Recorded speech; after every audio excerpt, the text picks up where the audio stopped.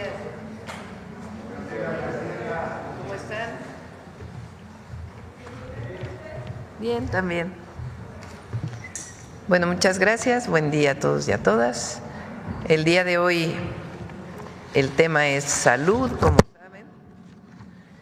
Vamos a iniciar con el doctor David Kersenovich, secretario de Salud. Entre otros temas, nos va a hablar de por qué el exceso de azúcar le hace daño a las niñas y a los niños. Porque como habrán visto en algunas de las giras, algunas niñas y niños me dicen, ¿por qué se fueron los dulces de las escuelas? Y entonces vamos a iniciar ya se inició en las escuelas, pero la vamos a hacer todavía con mayor intensidad, de por qué el exceso de azúcares hace daño a la salud cuando son niños y niñas y posteriormente. Entonces nos va a platicar sobre ello. Luego está aquí Eduardo Clark, subsecretario de Integración y Desarrollo del Sector Salud, Zoé Robledo, director general del IMSS, Alejandro Schwartz, director general del IMSS Bienestar, y Martí Batres, director general del ISSSTE. Vamos a tener un enlace por la inauguración de un centro de salud muy importante en Zacatecas con el gobernador de Zacatecas. Entonces, primero le damos la palabra al doctor Kersenovich, después, si les parece, Zoé, Martí y Alejandro, ¿les parece? Para cerrar con el gobernador. Adelante. Con su permiso, Presidenta. Buenos días a todas y todos. Como decía la Presidenta, vamos a explicar un poco por qué el azúcar es dañino para los niños y cuál es el motivo precisamente de tratar de disminuir el contenido de azúcar en la dieta desde las escuelas y esperamos que permee también después en sus casas. ¿Me pasa la siguiente, por favor?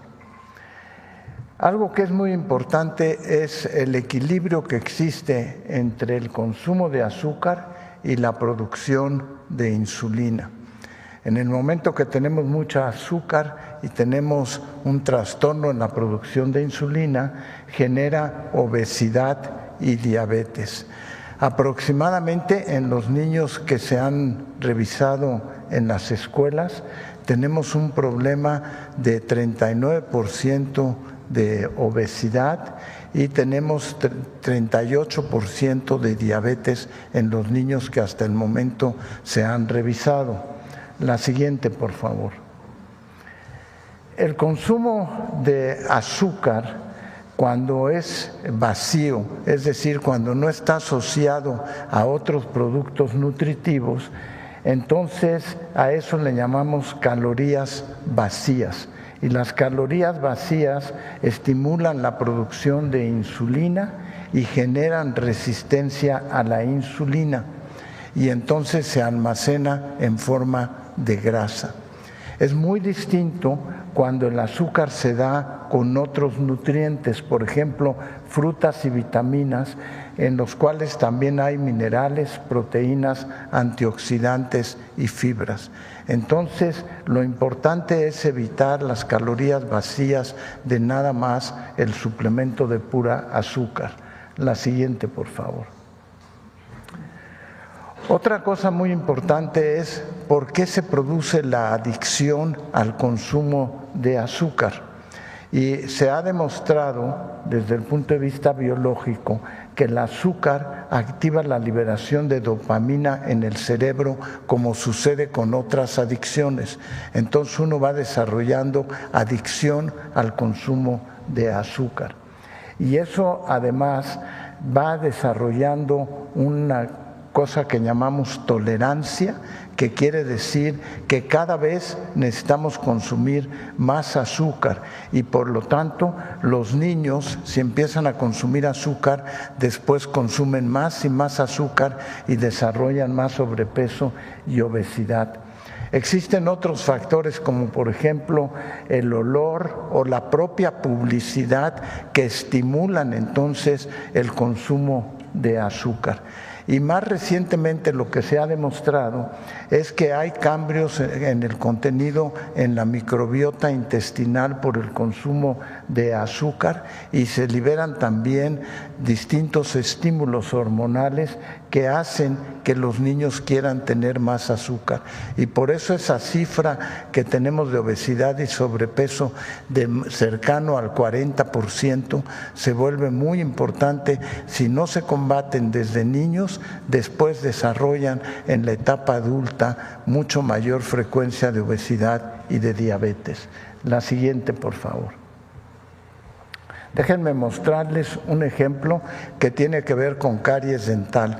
En los niños actualmente que se están revisando en las escuelas, 59% de los niños tienen caries dental. Y esta es una enfermedad provocada directamente por el azúcar. El azúcar va eliminando el esmalte de los dientes y permite entonces que se desarrollen bacterias en las encías. Ahí viene el nombre de una de estas bacterias y entonces eso favorece el desarrollo de caries. En las medidas que se están implementando se está aplicando flúor a los niños cada 6 meses precisamente para tratar de combatir la presencia de caries. Entonces, por todos esos factores, el consumir azúcar desde niños es lo que determina que después tengamos tanta obesidad y tanto sobrepeso. Si logramos influir en que no desarrollen esa tolerancia y no desarrollen la adicción al azúcar, sería la mejor manera de prevenir el desarrollo de obesidad, diabetes, caries dental. Muchas gracias.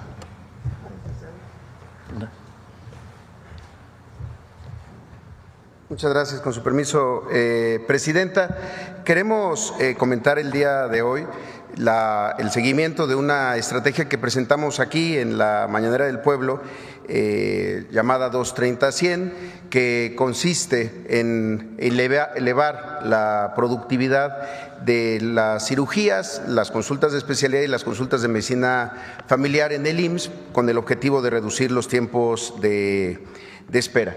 Y en este caso tenemos el caso de las consultas de especialidad. Si podemos poner la primera, por favor.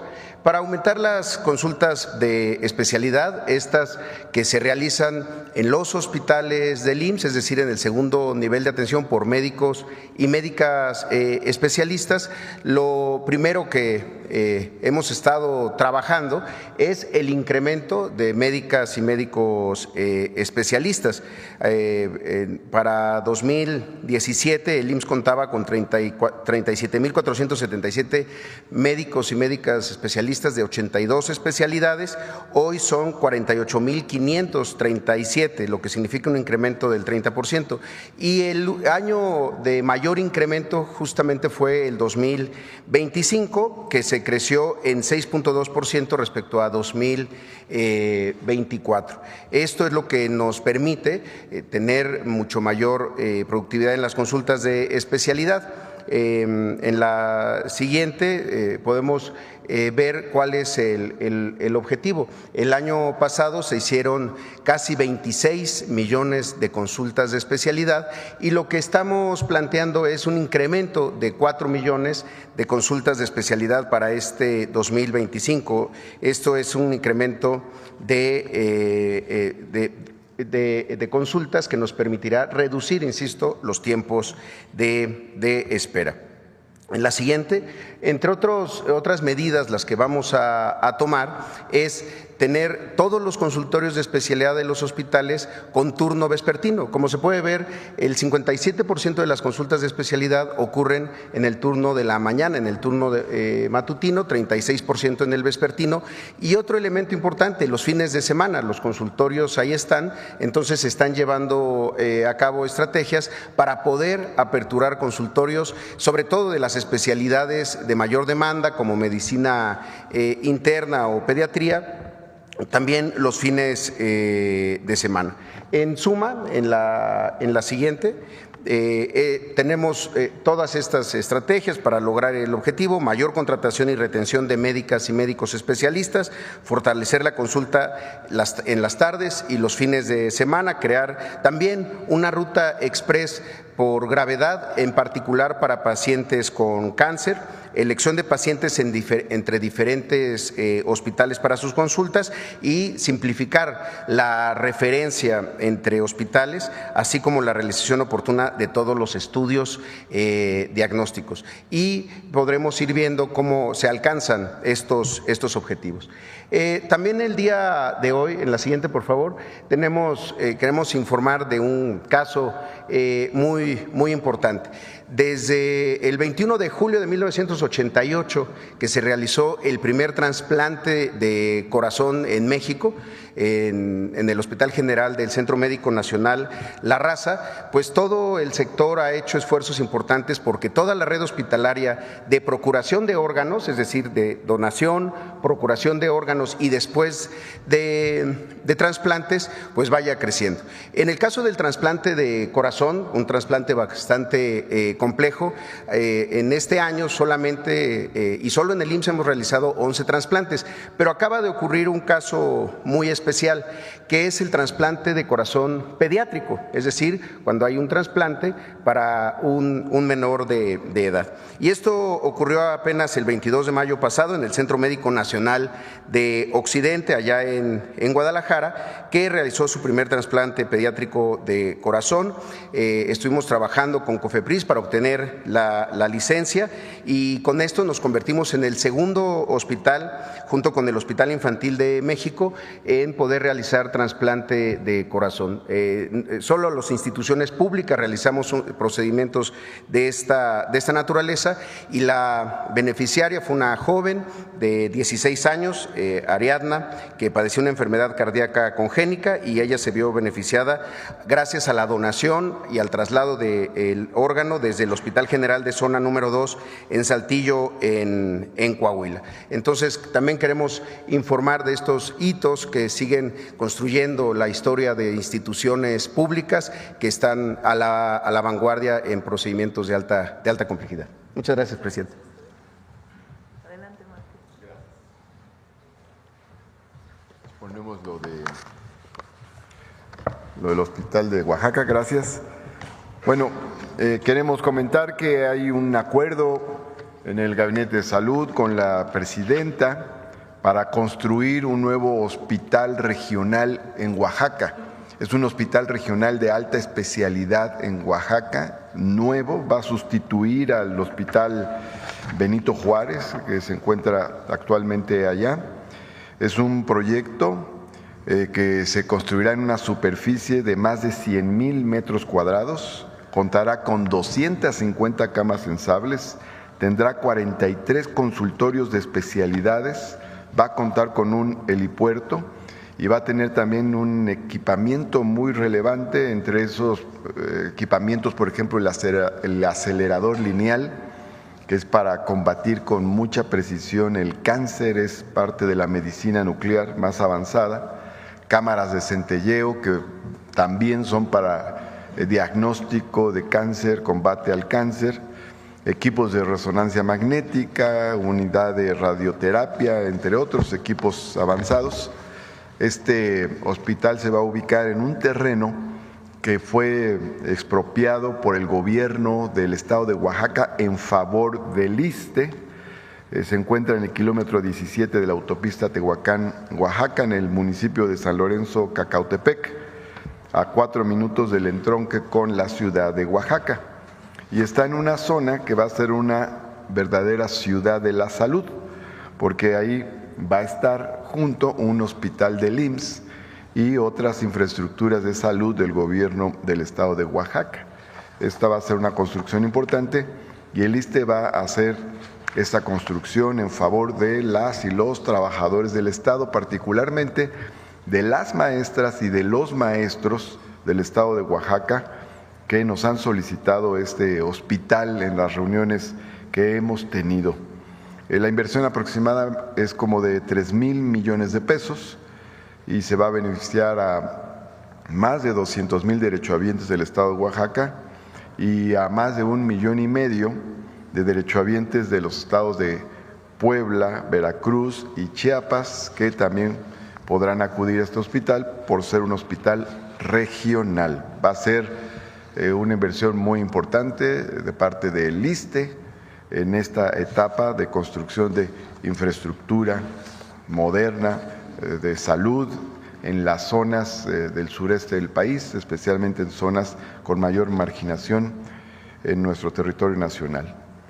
Ahora quiero comentar que en el marco del 64 aniversario del Centro Médico Nacional 20 de noviembre, que se realizó hace unos días, resaltamos varios temas en los que es vanguardia el Centro Médico Nacional 20 de noviembre, como por ejemplo la cirugía robótica y otros, pero también queremos destacar con ustedes que ahí en el Hospital 20 de noviembre, en este Centro Médico Nacional, trabaja la doctora María del Sol García Ortegón.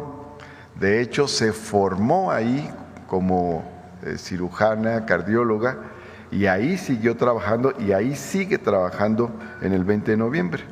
Ella tuvo una licenciatura en Medicina General en la Universidad de Morelos, también una especialidad en cirugía en el Hospital Central de la Cruz Roja Mexicana, una especialidad en cirugía cardiotorácica en el Centro Médico Nacional 20 de noviembre, una maestría en Administración de Hospitales y Salud Pública en el Instituto de Estudios Superiores de Administración Pública. Y bueno, pues ella es la primera mujer en realizar un trasplante de corazón en el ISSSTE, en el sistema de salud mexicano, en México, en América Latina, y es un orgullo para el ISSSTE recordarlo ahora.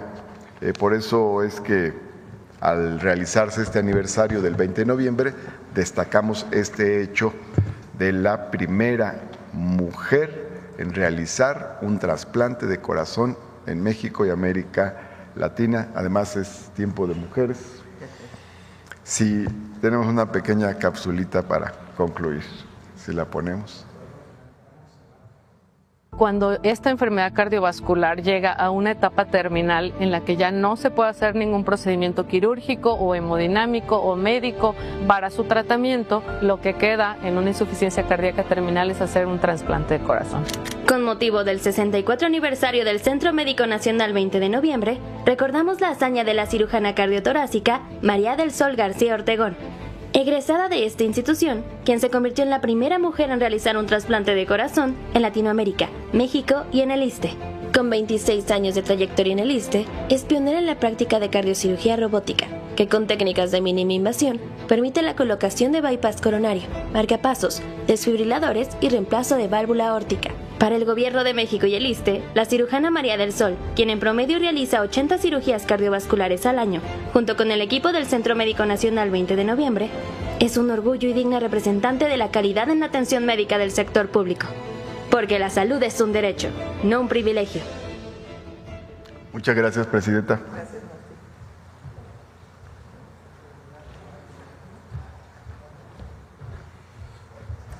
Muy buenos días, con su permiso, Presidenta. Desde Jerez, Zacatecas, uno de los municipios prioritarios para la atención primaria, hoy vamos a inaugurar un centro de salud que va a brindar atención médica a más de 36,000 personas. Esta unidad representa un avance concreto en el despliegue territorial de los servicios públicos de salud de nuestro país. El nuevo centro de salud atenderá 7 núcleos básicos, operará los 3 turnos de la semana, es decir, va a abrir los 365 días del año y ofrece atención médica, laboratorios, rayos X, farmacia, nutrición, psicología e incluso un módulo de estimulación temprana. Está diseñado para resolver el 80% de las necesidades de salud de la comunidad sin necesidad de hacer ningún tipo de derivación al segundo o tercer nivel. Se integra a una red estatal que ya cuenta con más de 150 unidades de primer nivel y 17 hospitales en el estado de Zacatecas. Como podrán ver, este lanzamiento forma parte del modelo del IMSS Bienestar, en el cual no solamente se expande la atención primaria, sino, y algo muy importante, se coordina, se fortalece y se articula. Siguiente, por favor.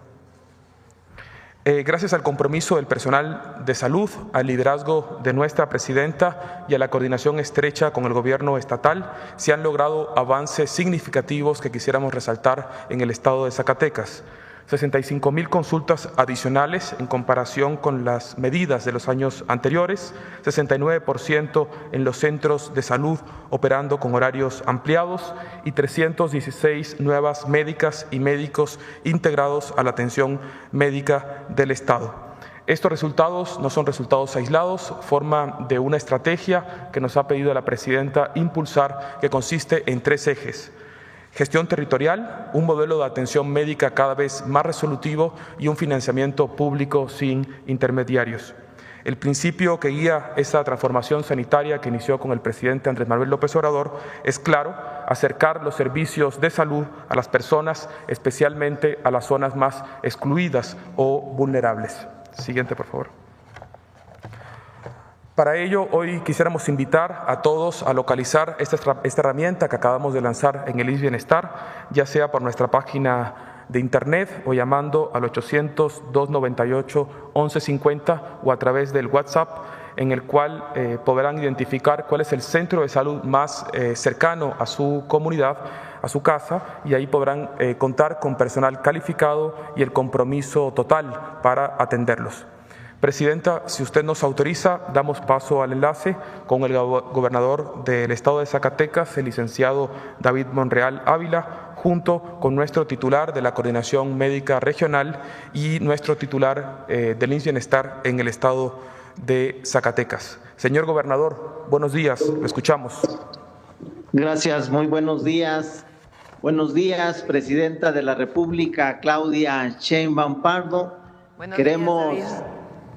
Queremos hacerle entrega de su palabra, de su compromiso, que el día 12 de abril de este año en curso hiciera usted con el pueblo de Jerez, y a su nombre estamos haciendo entrega de esta clínica de salud, pero quiero informarle que desde el día 16, tal como lo instruyó aquí en esa visita, 16 de mayo, se aperturó para dar atención al pueblo de Jerez. Por eso, desde este maravilloso pueblo zacatecano, toda la familia de IMSS Bienestar y el pueblo de Jerez, el pueblo de Zacatecas, le queremos expresar el reconocimiento y la felicitación por la palabra cumplida en su visita este pasado 12 de abril. Aquí se encuentra, Presidenta, toda la familia del IMSS Bienestar, y desde acá le mandamos un saludo hasta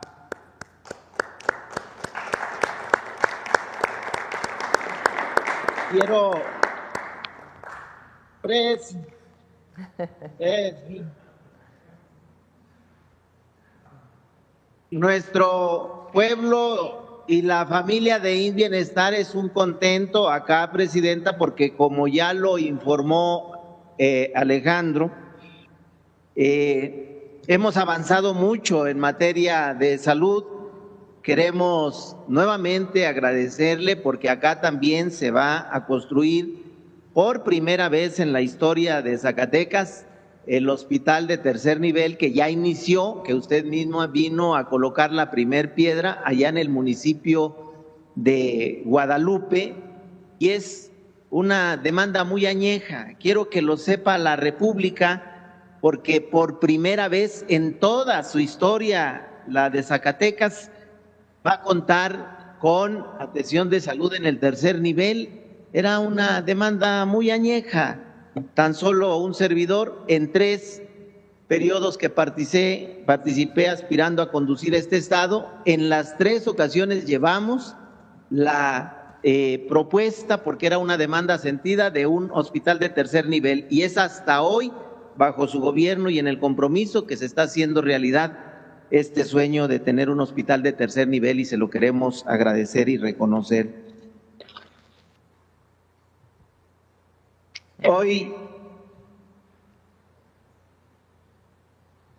Hoy queremos decirle que se ha avanzado tanto que hoy la familia ISSSTEBienestar, solo estoy hablando del ISSSTEBienestar, tiene una plantilla ya superior a los 3,200 entre doctores, doctoras, enfermeras, enfermeros, y de ellos 1,500, que quiero destacarlos, son de nueva contratación, los 1,700 son de los transferidos, y por eso no tenga ninguna duda, acá tenemos mucha gratitud, ha mejorado mucho la atención de salud, las cirugías, las consultas, el territorio, y el compromiso que queremos hacer el día de hoy para corresponderle es que vamos a apegarnos al programa que viene a consolidar todo este modelo de salud del doctor, del médico de médico en tu casa, y que ya vimos con alegría el fin de semana, dio arranque usted personalmente, y que acá en Zacatecas la vamos a esperar con mucha alegría, con mucho entusiasmo, porque cada visita que hace nuestra presidenta Claudia Sheinbaum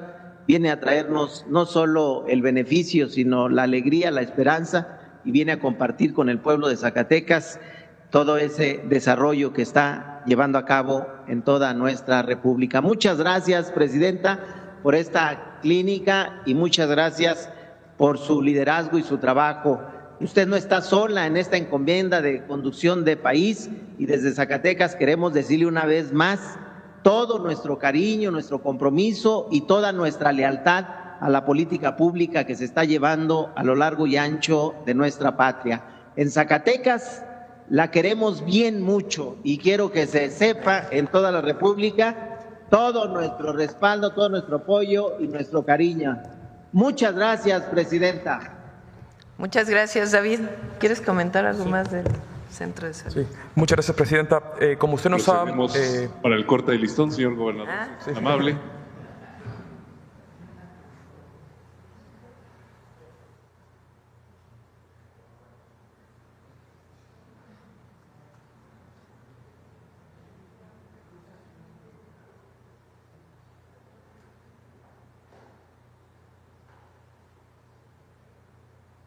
Dale tú.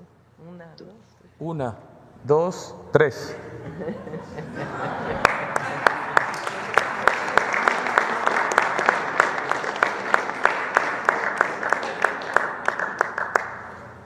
Presidenta, solo comentar que, como usted nos ha instruido, informarles que este centro de salud nace con un conjunto de metas importantes a cumplir durante este 2025, también con un equipo regional médico que estará pendiente del cumplimiento de esas metas y de garantizar el suministro de abasto necesario para el cumplimiento de estas metas. Y este año en Jerez, particularmente en este centro de salud, haremos 9,000 consultas, una cifra histórica en los servicios de salud del Estado a diciembre de este año, y esto responde a un enfoque proactivo que los centros de salud del ISSSTEBienestar buscan en el primer nivel de atención, de realizar cada vez más consultas por el bien de la comunidad. Muchas gracias, presidenta. Gracias. Muchas gracias, David, por tu trabajo al frente de Zacatecas, y muchos saludos, cariño al pueblo de Jerez, de Guadalupe y de todo Zacatecas. Muchas gracias.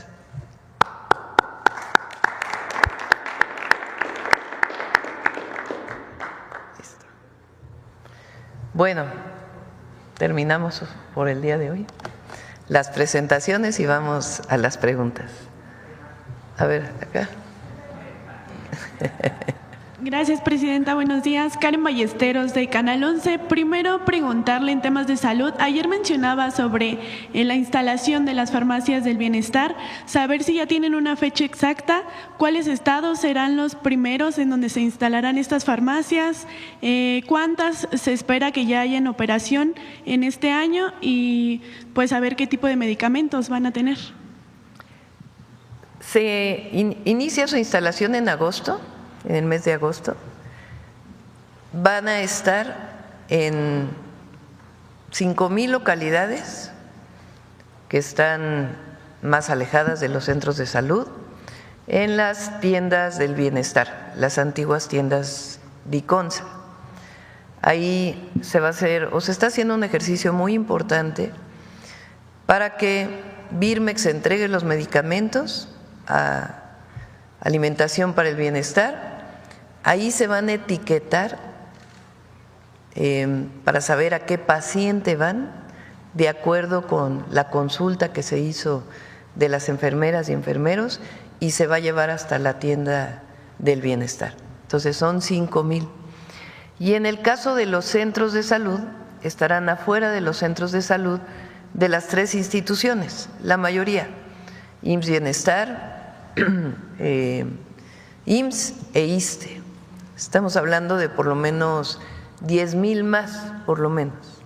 Entonces estamos hablando de 15,000 farmacias del bienestar. ¿Qué medicamentos van a tener? Los que son parte del programa Salud Casa por Casa.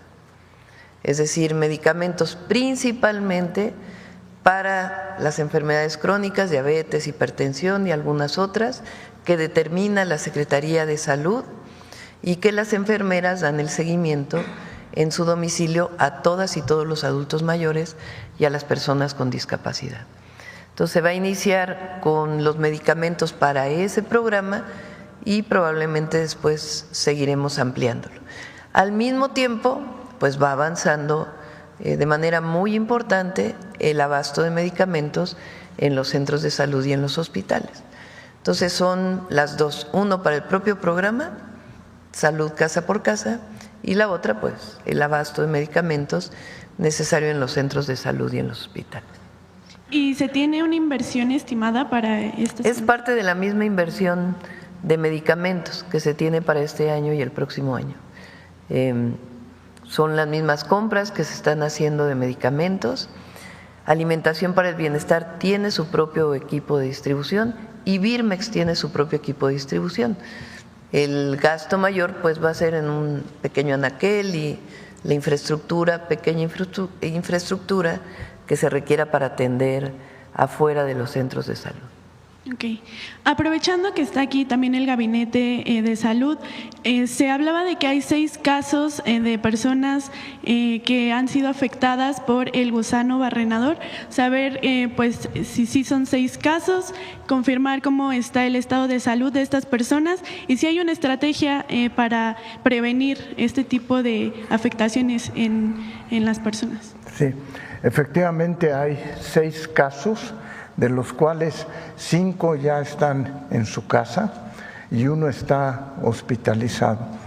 Y ya hay una estrategia para tratar de prevenir y es una campaña donde ustedes nos pueden ayudar también, y es que tiene que ver con higiene cuando uno tiene una herida, porque el contacto es a través de una herida que alguien se tiene que producir y tiene que ver con el aseo, así como el lavado de las manos cambió muchas de las enfermedades infecciosas en el país.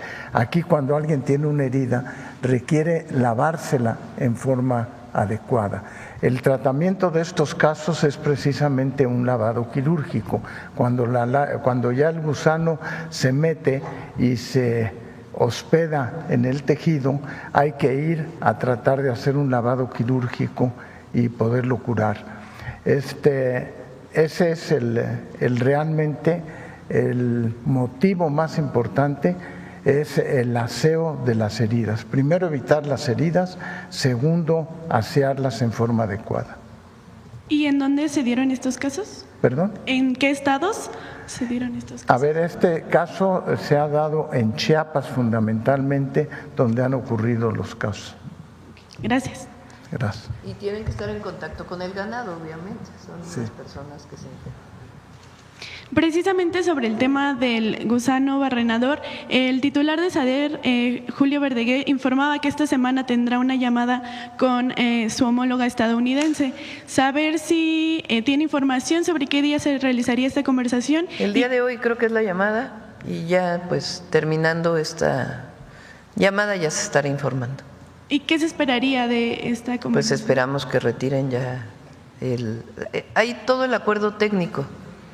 O sea, los técnicos de Estados Unidos y nuestros técnicos ya se pusieron de acuerdo de cómo evitar que la plaga llegue al norte, están totalmente de acuerdo.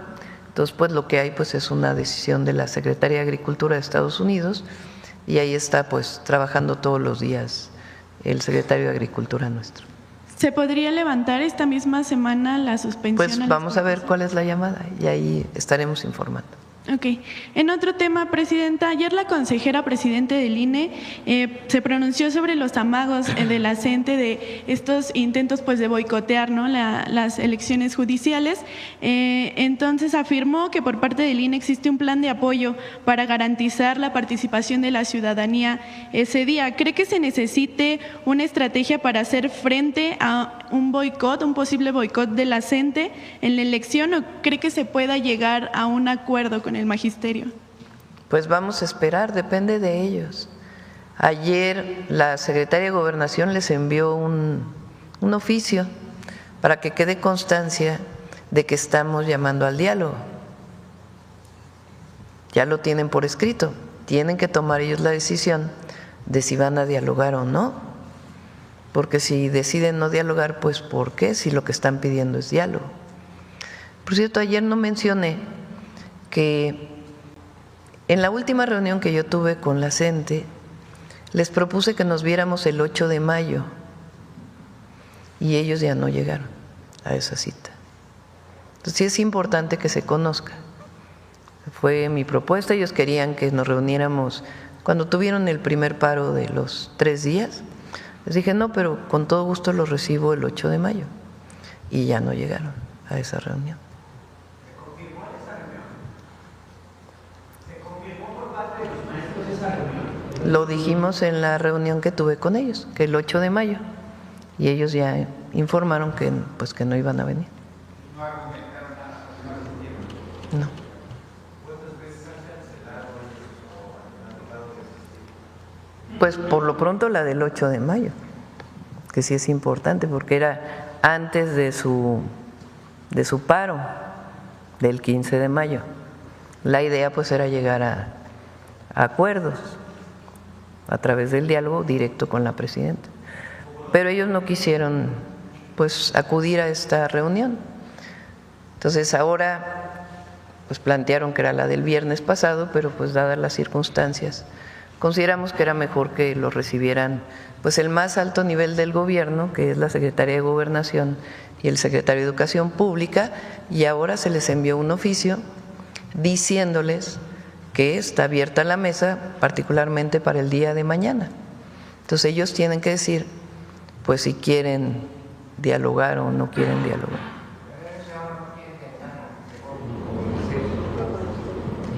Ahí está la mesa abierta. La mesa abierta para dialogar.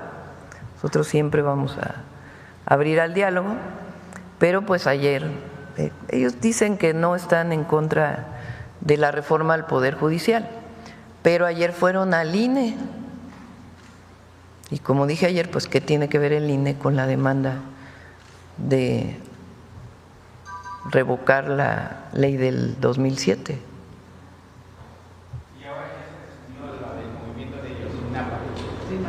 Los voy a recibir hoy a los padres de Ayotzinapa, es parte de las reuniones que tenemos para darle seguimiento a la investigación. A ellos los voy a recibir el día de hoy. Alrededor de la 1, sí. Ya. Primero es a los padres y a las madres, es una responsabilidad. Primero hablar con ellos y si ellos aprueban, seguir informando. Si no, pues nosotros seguimos trabajando para la verdad, la justicia y encontrar a los jóvenes.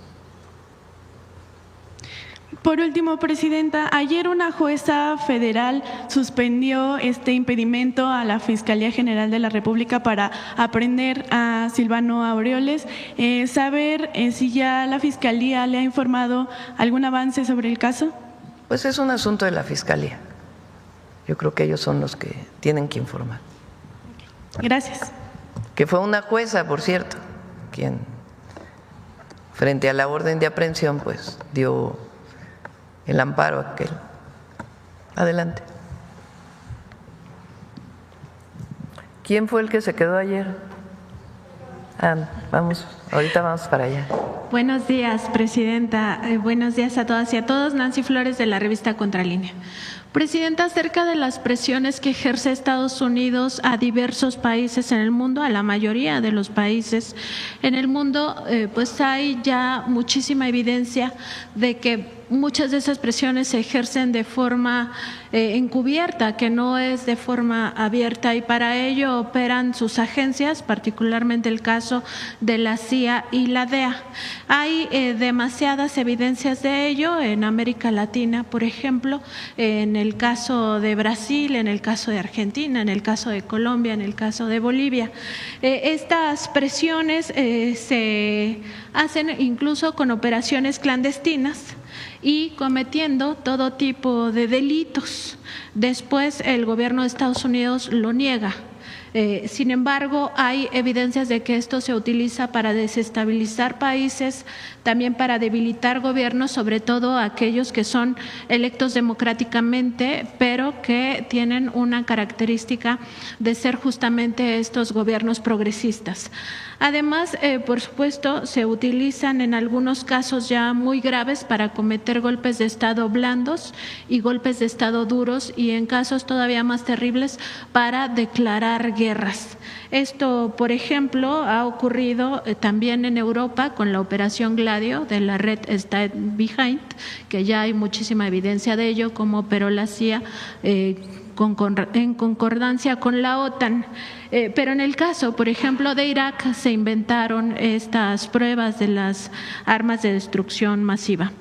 Todo esto lo que nos revela es que estas agencias no solo operan de forma clandestina, sino que cometen todos estos crímenes, incluso mienten, fabrican evidencias y además, pues en el caso mexicano particularmente, se tiene pues todo este antecedente en los gobiernos de la Cuarta Transformación que financian, por ejemplo, a los opositores. El caso más evidente es de la Organización Mexicanos contra la Corrupción y la Impunidad, fundada por Claudio X González Guajardo, que sirvió como un brazo jurídico y un brazo mediático para golpear al Estado mexicano de forma sistemática, y sigue operando de esa manera. Además, pues está todo el tema de cómo han filtrado expedientes falsos, sobre todo para servir a las campañas de la oposición, como el caso de este expediente o estos expedientes que dieron origen a las campañas de narcopresidente. También está el tema del secuestro del Mayo Zambada, que hasta la fecha no se ha aclarado. En estos asuntos, México ha enviado diversas notas diplomáticas y Estados Unidos simplemente no las responde. Todo esto, por supuesto, está documentado y forma parte de las operaciones que hace sistemáticamente Estados Unidos alrededor del mundo. Preguntarle, Presidenta, si es suficiente con la reforma que se hizo a la Constitución Política de los Estados Unidos mexicanos y con las leyes que tenemos para acotar el papel que juegan estas agencias en nuestro país y sobre todo para vigilar que no hagan este tipo de acciones y sobre todo que no caigan en ilícitos. Bueno, tenemos la reforma constitucional y la Ley de Seguridad Nacional, que es muy clara en la forma en que deben operar agentes de cualquier agencia de los Estados Unidos en nuestro país, de cualquiera de las instituciones de inteligencia o de migración o alguna otra actividad. Entonces está muy claro en la Constitución y en las leyes. Yo pienso que lo primero es que para evitar cualquier injerencismo o cualquier búsqueda de injerencismo, pues lo importante es la fuerza del gobierno. Nosotros tenemos una fuerza enorme y es porque nunca hemos traicionado ni vamos a traicionar al pueblo de México. Esa legitimidad de nuestro gobierno y de los gobiernos de la Cuarta Transformación pues nos da una fuerza muy grande. A lo mejor a gobiernos débiles pues tienen otra circunstancia, pero nosotros, nuestra fuerza radica en el apoyo al pueblo y en ser un gobierno del pueblo. Y ese es frente a cualquier tema, no solamente algún injerencismo de algún país extranjero, sino frente a cualquier otra circunstancia. Lo importante es la fuerza. Y eso no lo vamos a perder nunca, porque nunca vamos a traicionar a la gente, siempre vamos a estar cerca. Eso es lo primero. Lo segundo es que, a diferencia del pasado, del calderonismo particularmente, también de Zedillo, que cedió la presidencia por un acuerdo previo debido a el apoyo financiero que le dio Estados Unidos a México. No lo digo yo, lo dice la Bastida. Pero particularmente en la época de Calderón, y ya ahora lo dijo Calderón públicamente, pues que está muy preocupado porque Estados Unidos ya no va a tener injerencia y que ha establecido una relación distinta con América Latina. En esa época pues están los casos de Rápido y Furioso y muchos otros casos en donde las agencias o los agentes de las agencias de Estados Unidos operaban en nuestro territorio. Ahora pues está regulado. Miren, pongan la Ley de Seguridad Nacional otra vez. Entonces está completamente regulado. Esa regulación vino con el presidente López Obrador y nosotros la llevamos a la Constitución. Y esa regulación lo que dice es, tienen permiso que lo otorga Secretaría de Relaciones Exteriores, en nuestro caso a partir del análisis de un comité intersecretarial, y tienen la obligación incluso de enviar informes cada mes, que los envían, cada mes envían sus informes. Entonces, en nuestro caso no vemos ese problema hoy en México, y la mejor vacuna frente a ello pues es la fuerza del pueblo. Esa es la mejor vacuna. En los antecedentes históricos pues está el caso del golpe de Estado a Madero, en donde participó abiertamente el entonces embajador de Estados Unidos en México para el golpe de Estado de Victoriano Huerta contra Madero. Pero Madero, que era un buen hombre y era apóstol de la democracia, es el apóstol de la democracia, había ido perdiendo apoyo popular por diversas razones, entre otras porque él pensaba que llegando, que hubiera democracia, todo lo demás se iba a resolver poco a poco. Y quienes habían participado en la revolución para demandar justicia social, particularmente para los más desprotegidos de nuestro país de aquella época, pues no estuvieron de acuerdo y sintieron que Madero no estaba cumpliendo, además de pues este intervencionismo que hubo. Y allí pues se da esta circunstancia, hay mucho escrito sobre ello, José Alfonso sabe más que yo, y quien ha escrito mucho sobre ello es Felipe Ávila, que es el director del Instituto de las Revoluciones Mexicanas. Entonces, para que lean su libro, que es muy interesante, sobre Madero. Muchos otros han escrito sobre esto. Entonces, ¿qué tenemos que hacer nosotros? Mantener una relación cordial, de respeto con los Estados Unidos, y al mismo tiempo pedir una relación de respeto con nosotros y no perder pues la fuerza y la cercanía con el pueblo. Y eso es lo que nos sostiene y nos va a sostener. Entonces, ¿no habría un tipo de vigilancia para estos agentes? Pues no, porque ellos tienen muy claro sus atribuciones y cómo tienen que operar en México. Entonces, solo podrán desarrollar las actividades de enlace para el intercambio de información, no podrán ejercer las facultades reservadas de las autoridades mexicanas, ni podrán aplicar o ejecutar las leyes extranjeras, deberán abstenerse de realizar gestiones directas ante autoridades distintas a la Secretaría de Relaciones Exteriores o de las dependencias que correspondan en términos de los respectivos convenios, deberán poner en conocimiento de las autoridades mexicanas que corresponda en términos de los respectivos convenios de cooperación internacional, deberán presentar ante las Secretarías de Relaciones Exteriores y de Seguridad y Protección Ciudadana un informe de carácter mensual que lo presenta, está, digamos, en regla todos los informes que se han estado presentando. La que sigue. En dicho informe se deberán incluir las actividades y gestiones que desarrollen ante las diversas autoridades federales, de las entidades federativas y de los municipios. Tendrán prohibido realizar o inducir a terceras personas a realizar detenciones, deberán abstenerse de realizar actividades que pongan en peligro su integridad física y solo podrán portar las armas de fuego que en su caso les autorice la Secretaría de la Defensa Nacional. Entonces hay coordinación, pero pues deben cumplir el marco de la ley en nuestro país. Presidente, en otro tema, pues estamos viendo en tiempo real un genocidio que comete Israel en la Franja de Gaza. Ahí, pues diariamente se reporta el asesinato de bebés, de niños, de niñas, de mujeres, de ancianos. Esta atrocidad no ha tenido límite. Ninguna institución internacional ha puesto freno a esta barbarie.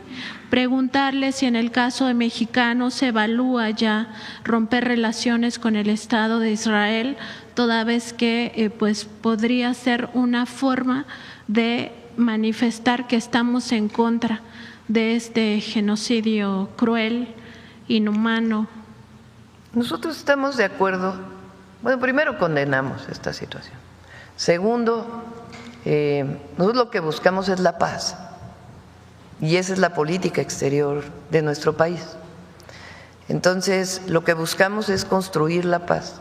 En su momento, el presidente López Obrador hizo propuestas, tanto para la guerra en Ucrania como para la situación de Palestina. Y el secretario de Relaciones Exteriores está en esa actividad, buscando por todos los medios que se construya la paz en esta franja. Entonces, esa es la política exterior de México y la estamos siguiendo todos los días. Y Presidenta, ya por último preguntarle, el día de mañana ya se terminan las campañas para la elección judicial. De hecho, mañana a la medianoche pues ya es el momento en que entra la veda para hablar de esta importante jornada electoral que vamos a tener el próximo 1 de junio y que nos va a llevar a la democratización del Poder Judicial Federal. Preguntarle si van a hacer algún tipo de información mañana, justamente aprovechando que es el último día, para orientar a las personas cómo se debe de ejercer este voto que es inédito y que además conlleva pues muchas boletas, que no es tachar el nombre de un partido político, sino es más bien pues apuntar estos números de los candidatos y candidatas. Preguntarle también pues cómo ha visto todo este llamado al boicot desde las corporaciones mediáticas y sobre todo cómo ha visto pues falta de influencia, ya vamos a llamarlo así, en la sociedad, si espera una buena jornada para el 1 de junio. Gracias. Va a haber una buena jornada el 1 de junio, el 1 de junio. Hay deseos de participar. Entonces va a ser una jornada donde millones van a participar, millones de personas, para elegir al Poder Judicial por primera vez en la historia en México. Entonces, por cierto, ahí salió un artículo en uno de los periódicos de fuera, de que era un experimento, creo que kafkiano, dicen. Es decisión del pueblo de México elegir. En Estados Unidos se elige en la mayoría de los estados.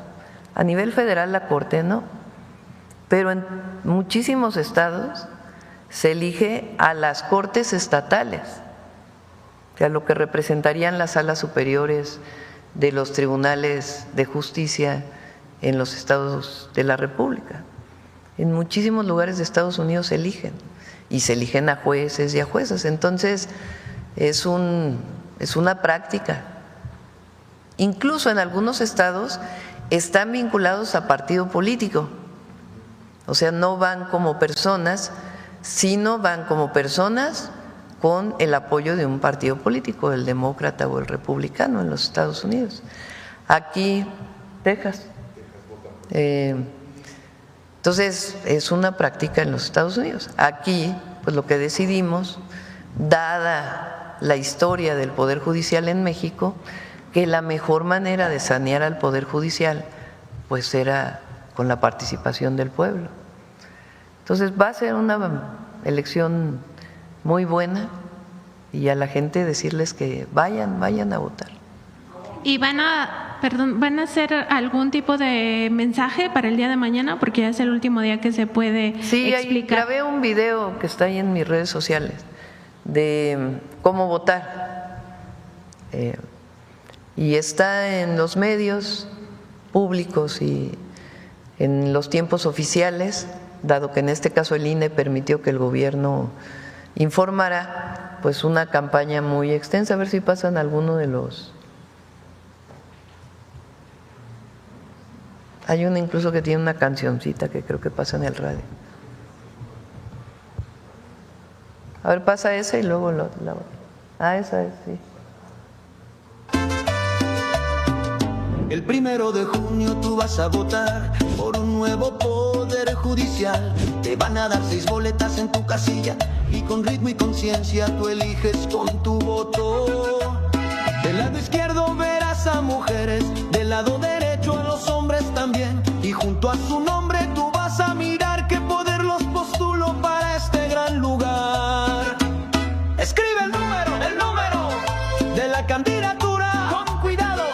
Arriba en el recuadro no te vayas a equivocar. Después la boleta, sí, señor, directo a la urna. Y así tu voto por justicia empezará a contar. No taches nada ni pongas tu nombre, su número correcto y se entiende todo. No olvides la fecha 1 de junio. Vota por un nuevo poder judicial.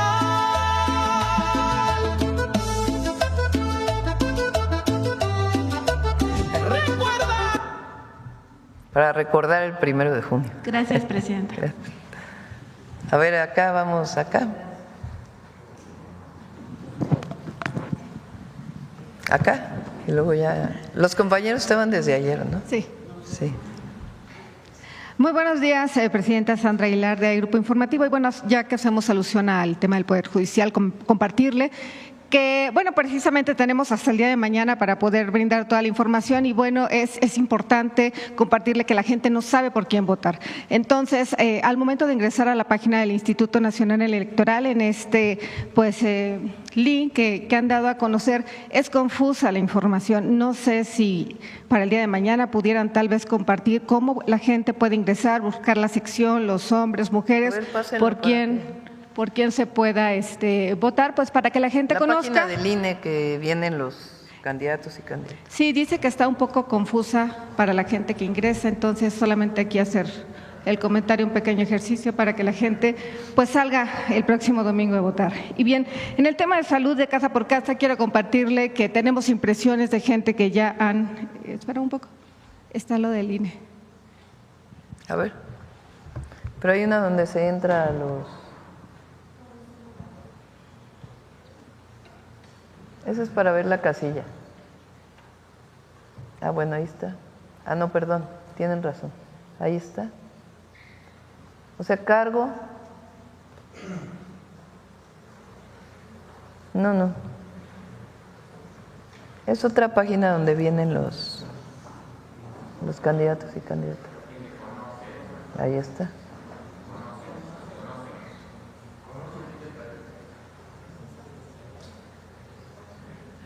Bueno, sigue con las preguntas y ahorita los compañeros. Pues bien, continúo. En el tema, ciertamente, presidenta, de Casa por Casa, hemos sido testigos precisamente de personas que han visitado, que están contentas, que sí, ciertamente confirmamos esto que usted nos ha compartido, se quedan los facilitadores de la salud platicando con ellos, conversando con ellos, les piden realmente una mínima información, tener la cura a la mano, tener pues tal vez la identificación oficial y les han ayudado ciertamente, sí. a conseguir pues estas citas que tal vez habían postergado, y hay un seguimiento, y le comparto que la gente también de repente tiene pues miedo a que los servidores o la gente que está visitando casa por casa, si bien es cierto que se identifican, pues bueno, solamente pues hacer pues mucho hincapié en que la gente conozca que van a visitarlos, cómo se identifican o cómo identificarlos para que tengan la confianza y puedan brindar también la ciudadanía las facilidades y que puedan ingresar bien por ellos. Y pues aprovechando ahora que están precisamente el tema o el sector de salud, usted tal vez conozca este caso de Poza Rica, Veracruz, el caso de Memito, que lo atendió pues muy activamente en su momento el presidente Andrés Manuel López Obrador el 16 de febrero del 2024. Aquí se denunció que pues Memito ya lo habían desahuciado ciertamente de instituciones del Instituto Mexicano del Seguro Social, que era un bebé que no tenía pues forma de seguir adelante porque sus medicamentos eran muy costosos. Dos de ellos, uno sí se le brindó, que fue el Ridisplan. Él continúa siendo atendido desde el 2024, hoy tiene ya 2 años, 6 meses y aún le falta uno de los medicamentos. Importante, compartirle cómo que a partir de este caso el medicamento Ridisplan ya se les brinda a más niños, ya se les está brindando la atención, pero si hay posibilidad de poder seguir dando seguimiento, pues a este caso se lo va a agradecer, y manda, por supuesto, pues agradecidos los papás, los abuelos que aquí estuvieron a las 5 de la mañana y que se atendió y que fue pues visible y que sigue siendo pues este caso, levantando la voz y agradeciendo siempre al gobierno federal y específicamente al director general del Instituto Mexicano del Seguro Social. Ok, y compartirle un caso más, Presidenta. Familias de Mulegé, en Baja California Sur, están denunciando que hace 40 años fueron víctimas precisamente de una estafa con la venta de tierras de lo que se conocía como el Coret. Hoy, pues bueno, es el Instituto Nacional del Suelo Sustentable y están pues en riesgo de perder sus viviendas, su patrimonio. Ellos pagaron ya pues los terrenos, ya construyeron. Se sabe en estos momentos que pues pobladores o ejidatarios quieren quitarles estos terrenos, quieren quitarles estas viviendas, y lo único que están pues pidiendo es que se revise su caso. Han pagado ciertamente, y además de construido sus negocios, sus impuestos, el predial, el agua y entre otros servicios más que tienen ahí. Si hay posibilidad de que atiendan su caso, hay una familia que nos comparte esta denuncia y que si nos da oportunidad se la queremos dejar el día de hoy. Y pues bueno, pues agradecer como siempre. Tamaulipas no había tenido oportunidad de, Presidenta, que pues en este tema de las 12,000 viviendas afectadas en el municipio de Reynosa, usted acudió a Matamoros, usted acudió a Reynosa y al día siguiente pues ya estaban ahí los enseres, ya estaban levantando los censos y pues bueno, la gente agradecida. Y también comentarle que muchos políticos y servidores acuden a sus eventos, Presidenta, se toman la foto del recuerdo, la postean, pero al momento de la ayuda nadie, solamente los ciudadanos de Reynosa acudieron a atender el llamado en esa emergencia, y el gobernador obviamente hizo lo propio, pero los servidores que siempre están en primeras filas, ellos quieren decirles que los primeros apoyos que se brindaron fueron por parte de los mismos ciudadanos que vieron, que inclusive brindaron cobijo, llevaron alimentos y también brindaron sus viviendas para todos aquellos que en su momento se quedaron sin nada. Es lo que tengo que compartirles el día de hoy. Y es la maravilla del pueblo de México. Frente a una situación adversa siempre hay apoyo, cariño. En este caso hubo alimentación, mucha ayuda.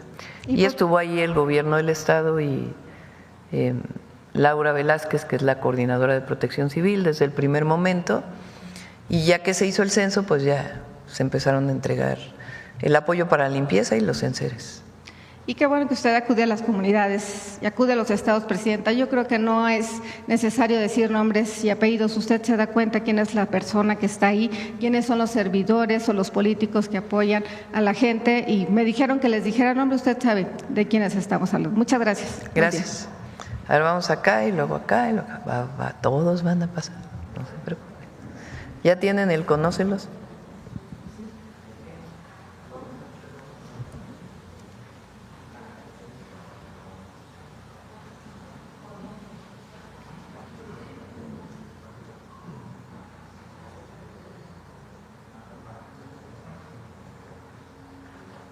¿Por qué no dan la liga?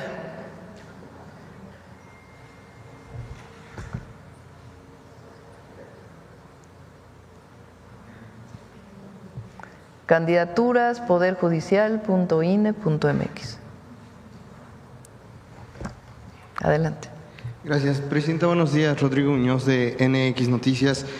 Comenzar por el tema, una aclaración dentro de este esquema de 6 ejes de acción del Instituto Mexicano del Seguro Social. Hay uno que si nos pudiera ahondar un poquito más sobre qué va, es esta ruta express para pacientes con cáncer, saber a qué se refiere específicamente este apartado. ¿Quieres informar?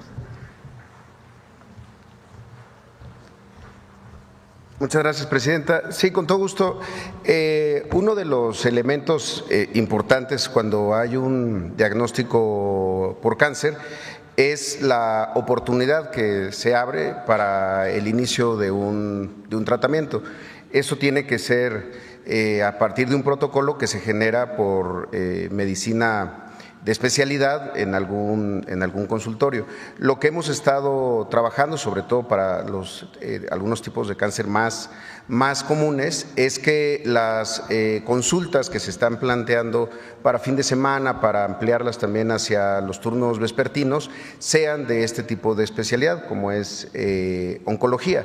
De esa manera, pues se va a poder hacer, sobre todo para las consultas subsecuentes, que son, en el caso de pacientes con cáncer, son muchas, que no se atrase nunca la consulta y desde luego todo el protocolo de atención, la cirugía, en las quimioterapias, la radioterapia o lo que indique el médico o la médica.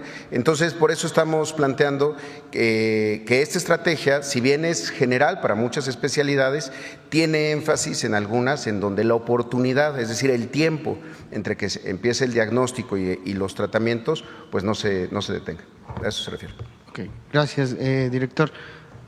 Presidenta, igual aprovechando justo la presencia del director y del tema, el fin de semana cuando estuvo presentando el programa Salud Casa por Casa, pues de hecho nos enseñaron lo que contenían estas maletas, cómo iban a operar las y los servidores de la nación, los enfermeros, médicos y médicas, y se firmó un convenio precisamente con el IMSS para atender a personas que así lo requieran en el segundo y tercer nivel. Nada más precisar, estas personas no necesariamente entonces tienen que ser derechohabientes, sino se pueden atender si es que lo requieren y se pueden canalizar. Sí, la enfermera, el enfermero, el trabajador de la salud que vaya al hogar de un adulto mayor, pues ahí va a poder ver si hay una persona que requiere atención pues de manera expedita o de manera urgente, si ve que tiene algún problema mayor. Entonces, ¿a dónde va a acudir? Pues puede acudir al ISSSTE, al IMSS o al IMSS Bienestar.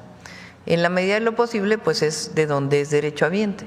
Pero de todas maneras, si hay alguna situación de emergencia y está más cerca el centro de salud del IMSS, pues acudir al centro de salud del IMSS. Y hay un mecanismo interno, por si no es derechohabiente, pues cómo se compensa al IMSS por haber recibido una persona que no tiene derechohabiente. Claro, en temas de emergencia, de urgencia, pues se tiene que atender a todos. Es un asunto del derecho humano a la salud. Gracias, Presidenta. Pasando a otro tema, de acuerdo al último reporte presentado del INEGI estos días, se informó que las exportaciones en la industria automotriz cayeron aproximadamente un 7%, si no mal recuerdo, pero crecieron también las exportaciones de mercancías en general de México, la manufactura un 5.8%. De esta forma, digamos, se compensaron estas cifras. Pero preguntarle entonces si tiene reporte de las últimas reuniones que haya sostenido el secretario de Economía, Marcelo Ebrard, este fin de semana allá en Washington. Estos meses pasó algo especial, distinto a lo que ha pasado otros años por el tema de los aranceles. Muchas empresas, entre ellas automotrices, decidieron exportar más de lo que normalmente exportan en marzo. Si recuerdan, ese mes de febrero y marzo, logramos los acuerdos con Estados Unidos.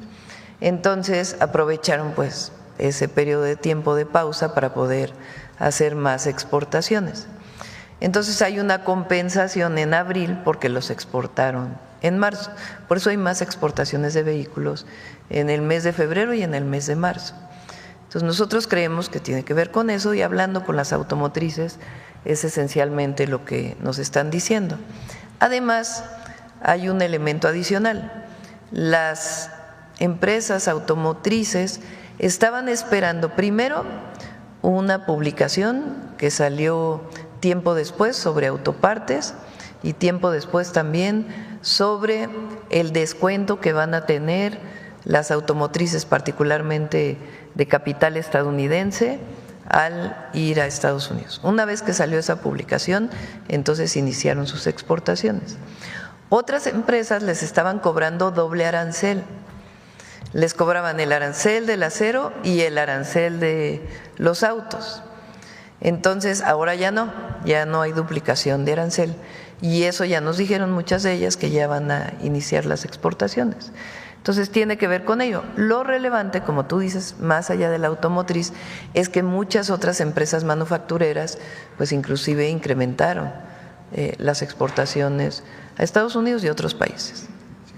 Presidenta, ahora, si me permite una precisión muy rápida, el día de ayer cuando nos presentó junto con el secretario de Educación Pública este contexto histórico sobre las demandas del magisterio, nos presentaba al inicio una tabla sobre pues este pequeño margen de escuelas que se han quedado sin clases o que han estado en paro en las últimas semanas a causa de la coordinadora. Conocer si se está considerando o se ha puesto sobre la mesa la opción de hacer descuentos a los maestros que están faltando. Depende de cada estado en general. ¿Cuál es la opción que siguen? Entonces, en algunos estados sí y en otros estados no. Ese es el mecanismo que se ha seguido. Pues sigue siendo al día de hoy, del reporte que tuvimos, alrededor del 9% de las escuelas en todo el país, y hay algunas entidades pues en donde hay pues mayor movilización, digamos, de las maestras y los maestros. Perfecto. Y ya por último, Presidenta, nada más preguntarle, nos había adelantado la semana pasada que ya sabía en qué casilla usted va a emitir su voto este domingo, si nos lo puede compartir, si ya lo tiene el dato. Se los doy mañana. Okay. Para traerles la dirección. Sí sé dónde está, pero para traer la dirección gracias, Presidenta, de dónde vamos a estar. Aprovecho ¿por qué no ponen la gráfica del IMSS? De los médicos especialistas, la que presentó Zoe. Ahora. Sí, préstame el micro.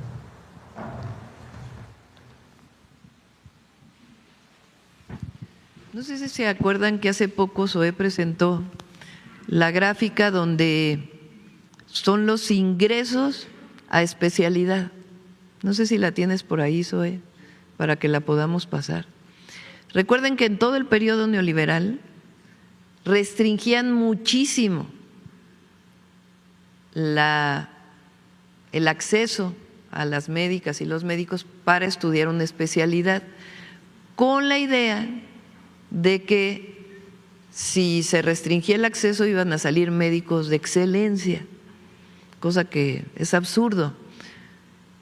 Producto de eso, pues dejaron de recibirse médicos especialistas en nuestro país y faltaban muchísimos médicos especialistas. El presidente López Obrador siguió un esquema de aumentar el número de ingresos de médicos para estudiar su especialidad.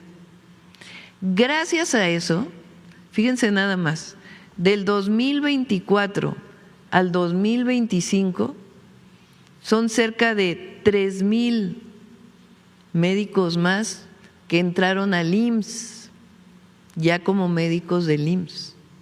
Si no se hubiera seguido la política educativa de abrir el ingreso para la especialidad, nunca hubiéramos tenido esto porque no hubiera habido médicos especialistas.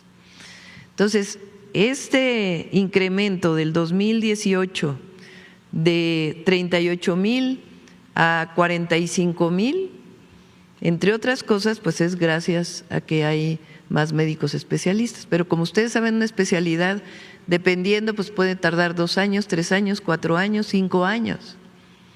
Entonces, hoy hay más egresados de las especialidades y por lo tanto, pues hay más posibilidad de contratación de médicos especialistas. Y ahora pues rompimos récord en el 2025 en el IMSS. Entonces, esto va a permitir pues mejorar muchísimo el servicio de especialidad del Instituto Mexicano del Seguro Social, tanto consultas como alguna otra atención que se requiera.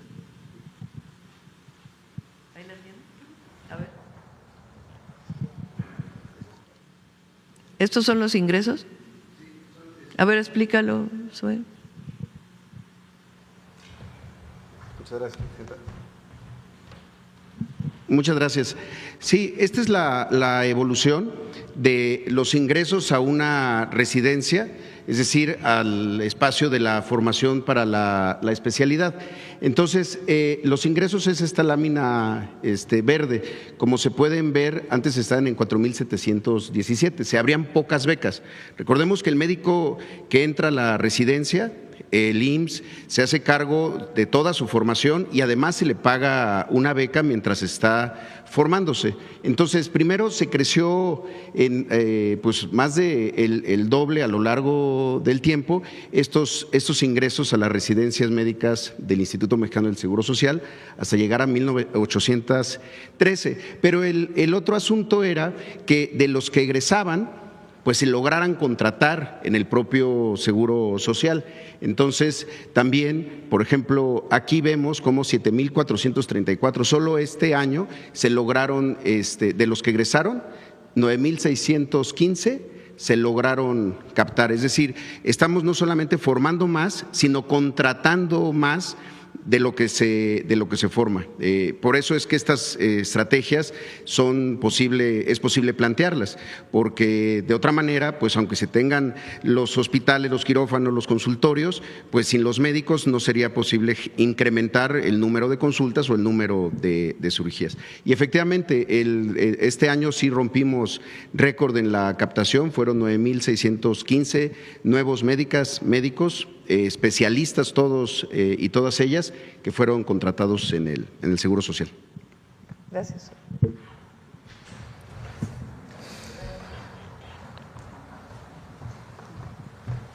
Presidenta, gracias. Susana Carreño, de Radio Universidad de Guadalajara y Canal 44. En las emisoras en las que colaboro y el canal, son 8 emisoras, un canal, Canal 44 en Jalisco, y tenemos la oportunidad en donde yo estoy, en Puerto Vallarta, de establecer diferencia entre un estado y otro, es decir, Nayarit y Jalisco. Y como a veces somos un poco críticos, ¿verdad?, quiero reconocer el trabajo del IMSS, del director, porque nos consta cómo estaba Nayarit, cómo está ahora, y la coordinación que ha tenido con el doctor Miguel Ángel Navarro Quintero, ¿sí? Lo vemos, por ejemplo, en las clínicas, ahí en la zona de Mezcales, que está atendiendo un flujo por el crecimiento que ha habido y que le han invertido mucho al IMSS ahí en esa zona de Bahía de Banderas. Y ya que está también del ISSSTE, el director, decirle que recientemente estuvo el delegado David Sánchez del ISSSTE Jalisco, lo que no había pasado en el pueblo, en un poblado del municipio de Mascota, que es Pueblo Mágico, que llegaron con todos los servicios para la población. Así de que si a veces criticamos, pues también en este momento que tengo la oportunidad y la gente de Jalisco y de Nayarit sabe lo que estoy diciendo, que es así. Bueno, en esta forma de establecer diferencias, Presidenta, no quitamos el dedo del renglón en lo que tiene que ver con las playas y le mandan los colectivos de Bahía de Banderas. Yo lo imprimí, me di a la tarea de imprimirlo, a lo mejor que no le dé lustre aquí a la cámara, pero es un atlas patrimonial de todas las playas, de las que están abiertas y de las que no lo están. Aquí está el atlas y esta es la tercera generación de ambientalistas, abuelos, padres y ahora hijos, y aprovecho para que ya con la tecnología, Diego Álvarez, que hizo junto con el colectivo este atlas, se lo envía, yo se los voy a dejar digitalmente, pero aquí está ilustrado para que puedan, tiene una señal para que vean cuáles están cerradas y cuáles están abiertas. Aquí, por aquí lo dejo. Y precisamente hace 2 fines de semana, San Pancho, Sayulita, se unieron todos los ambientalistas para abrir la playa Malpaso. Esta playa que por desarrolladores, estos desarrolladores que todavía no entienden que tienen que cumplir con la ley, Presidenta, y que se quedaron acostumbrados, y porque hay una historia de saqueo de las playas nayaritas, de Jalisco también, pero ahorita voy a hablar de Nayarit, desde la época que mucho se ha hablado aquí de Ernesto Zedillo. Ernesto Zedillo, con lo mismo del Fobaproa que benefició a muchos con playas. De lo que viene siendo Corral del Risco, sacaron a la gente a golpes. A mí me tocó como reportera cubrir una historia muy triste. Yo creo que ahí es donde la gente de Nayarit tomó esa rabia, ese coraje para defender las playas. Hay un texto que me gustaría leerle rápidamente acerca de cómo fue hecho este atlas. Dice: hecho con cariño y con amor a México, el apoyo a Mujeres Unidas, un colectivo, a los colectivos nayaritas, a Playas Unidas, pues a toda la gente que defiende el territorio, a los periodistas valientes y a todos los representantes funcionarios que quieren y se atreven a defender a nuestra nación. Esa historia en Corral del Risco fue muy triste porque sacaron a la gente a la fuerza, con la autorización de este personaje, de Ernesto Zedillo, y hoy está un desarrollo, un imperio en el que solamente la gente que puede pagar puede entrar ahí. Y por eso la gente se da a defender las playas, como ahora el acceso a Malpaso. Aquí tengo todo esto. Mientras surgía esto, afortunadamente el presidente municipal Héctor Santana oyó a la gente, se reunió con los desarrolladores y les exigió Héctor Santana que por favor no quería más playas que estuvieran cerradas. Esto es un gran avance que no se había visto porque los anteriores presidentes municipales se vendieron. Algunos están prófuga una, y otros pues en arraigo domiciliario porque se vendieron a los desarrolladores. Entonces llegaron a acuerdos, a mesas de trabajo, se abre Malpaso, pero sí sería bueno que se dieran una vuelta para ver todos los destrozos que han hecho, porque no se puede quedar así tampoco. Así que reconocemos a Héctor Santana, el presidente municipal, y justamente estábamos en eso, en una marcha que se hizo muy intensa, cuando de pronto estamos a las vivas, doctora, con drones, con todo, a ver qué sucede.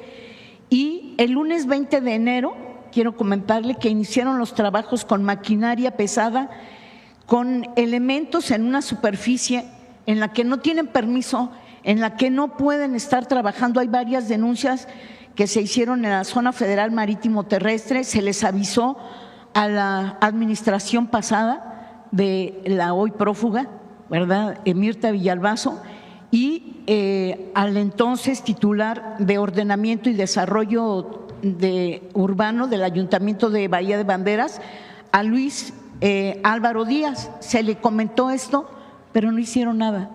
Ya entró esta nueva administración, Presidenta, y si usted me lo permite rápidamente, le voy a mostrar, si me permites, le voy a mostrar para que se den una idea de lo que hablamos. Esta zona de la que están impactando era así, es esta zona, y ahora está así, Presidenta. no tienen permisos, quieren desarrollar, estamos todos los grupos ambientalistas defendiendo todo lo que podemos defender del medio ambiente. Ahorita en Bucerías están defendiendo un pino que quieren tirar y así no la pasamos. En el caso de Nayarit está también pendiente Punta Paraíso, que tiene orden de demolición, pero los desarrolladores se burlan no solamente de la autoridad, de las leyes, de los ambientalistas, se unen para hacer resistencia contra lo que saben que están haciendo mal y que han hecho mal, tanto en Bahía de Banderas como en Puerto Vallarta. En este momento en Puerto Vallarta, como ya lo hemos comentado, y me voy rápidamente a Jalisco, ya autorizaron una minera de plata, La Terronera, en San Sebastián del Oeste. San Sebastián del Oeste es un pueblo mágico. Viene viajando el río Ameca y no sabemos cómo y por qué se dio el permiso para operar. No se ha dado ningún nuevo permiso para mineras. Doctora, aquí le voy a dejar todo, se lo voy a pasar. Pero por parte del área de Secretaría de Economía que ve concesiones, no se ha dado ningún permiso nuevo. Bueno, algo pasa, pero entonces es bueno que Mariana, yo quiero reconocer que Mariana Boy me ha respondido mis mensajes. Me gustaría, yo sé que tiene mucho trabajo en todo el país y ojalá que pudieran ponernos a alguien, sería mucho pedir, de manera permanente en esa zona. Hizo los operativos, doctora. Usted sabe que en la mina los desechos del proceso de explotación de ese mineral se vierten al subsuelo y esto conecta al río Ameca, y el río Ameca es el que nos abastece a todos, y entre las cribadoras, la mina y los desarrollos nos estamos quedando sin agua, ¿sí? Y tengo la lista de todos los desarrollos que se han clausurado, doctora. Por eso también hago un reconocimiento a el trabajo que en forma muy rápida, muy intensa ha hecho Mariana Boy, y le comento sobre estas obras que están ahí. Son demasiadas. Está, bueno, en la zona de metropolitana, que es otra cosa, está Iconia, pero en San Sebastián, La Minera, en Vallarta, Harbor, Carmelinas, Tres Mares, Distrito Natura, son 16, son muchos, para no nombrarlos digo que son 16, ya han estado trabajando y reconozco lo que ha hecho Mariana ahí en Puerto Vallarta, en Jalisco, pero también quiero comentarle algo, si me permites. Muchas gracias. Si me permite, por ejemplo, aquí le han dicho mucho sobre varios desarrollos, en particular de Carmelina. Dijeron Carmelitas la vez pasada, pero es Carmelina. Estos desarrollos están desafiando las leyes, al gobierno federal, a la Profepa, porque aunque se emitió la orden de demolición, se fueron ¿a qué? A un juez federal 12 de distrito en el estado de Baja California, Javier Flores Padilla, que otorgó una suspensión federal para que continúen con los trabajos. ¿Cómo es eso? O sea, va la Profepa, trabaja, nosotros trabajamos, denunciamos. Hay muchas historias de jueces que aún con amparo siguieron trabajando minas y no se hizo nada. Entonces, aprovechando del 1 de junio. De hace tiempo, ¿eh? Sí. Por ejemplo, la minera San Javier allá en San Luis Potosí. Sí, entonces por eso es importante traer todo esto, que la gente en el país sepa, que la gente de Jalisco… ¿Por qué no hacemos una cosa? Está Mariana Boy, obviamente, que es la directora de Profepa, y también Ileana Villalobos, que es subsecretaria de Semarnat y que atiende tanto las zonas federales como todo lo que tiene que ver con impacto ambiental. Entonces, si te parece, las ponemos en contacto contigo. Sí, muchas gracias. Finalmente quiero comentarle que ayer que estaba yo aquí, los amigos, gente de la tercera edad, están viviendo una situación muy difícil. Le comento rápidamente de dos Condominios en Puerto Vallarta están encajonando por el acceso a la playa a personas de la tercera edad.